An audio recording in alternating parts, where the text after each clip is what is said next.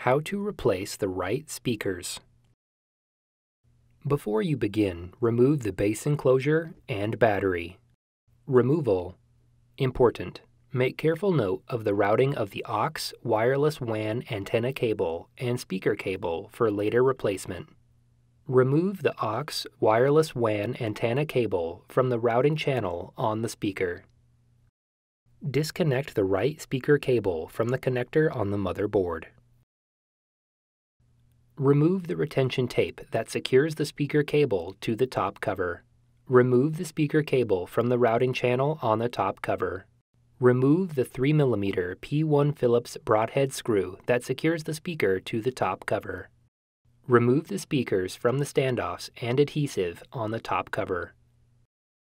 Remove the speakers. Reverse this procedure to install the speakers.